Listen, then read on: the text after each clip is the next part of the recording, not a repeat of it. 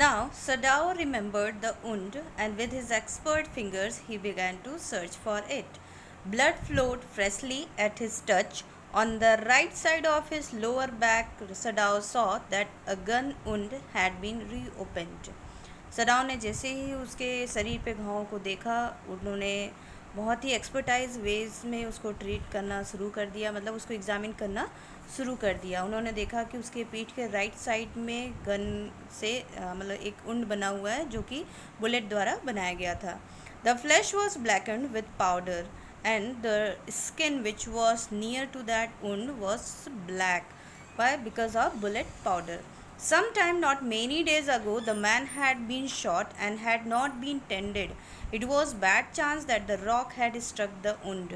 और उस घाव को देखने से लग रहा था कि उसे गोली जो है कुछ दिन पहले मारी गई थी और उसके बाद उसका कोई उपचार नहीं हुआ और उसका कंडीशन, उस घाव का कंडीशन और बुरा हो गया था।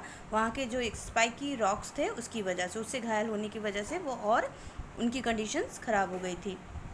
ओह how he is bleeding, Hannah whispered again in a solemn voice. The mist screened them now completely, and at this time of day no one came by. The fishermen had gone home, and even the chance beachcombers would have considered the day at an end.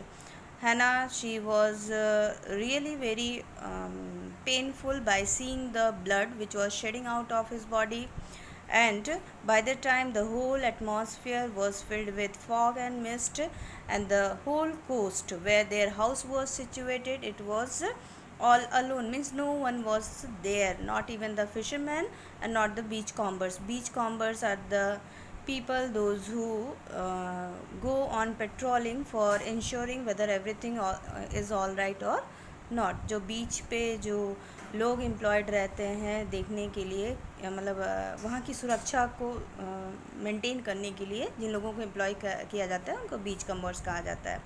What shall we do with this man?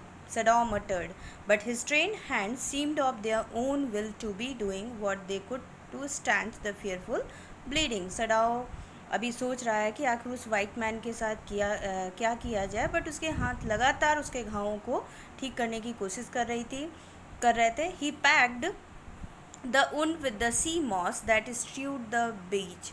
वहाँ पे जो सी moss available था बीच पर, उसको लेकर उसके घावों को फिल करने की कोशिश की डॉक्टर ने। The man moaned with pain in his stupor but he did not awaken. वो अपने अनकॉन्शियसनेस में ही दर्द से करा रहा था, लेकिन वो अभी भी उसके अंदर इतनी हिम्मत नहीं थी कि वो उठ कर देखे और समझे कि उसके साथ क्या हो रहा है। The best thing that we could do would be to put him back in the sea, Sadao said, answering himself. Now that the bleeding was stopped for the moment, he stood up and dusted the sand from his hands.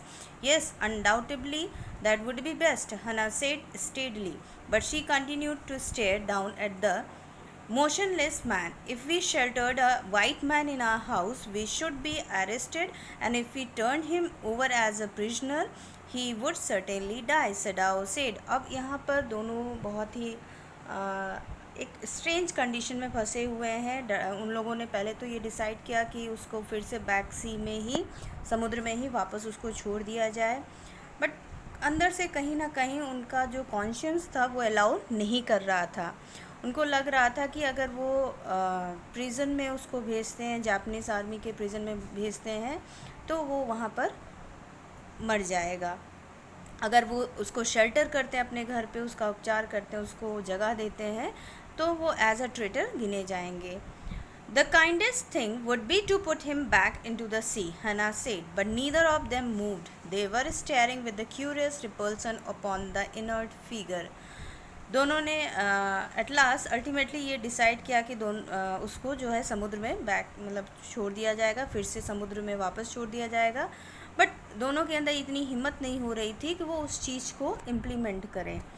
What is he? Hannah whispered. There is something about him that looks American, Sadao said. He took up the battered cap.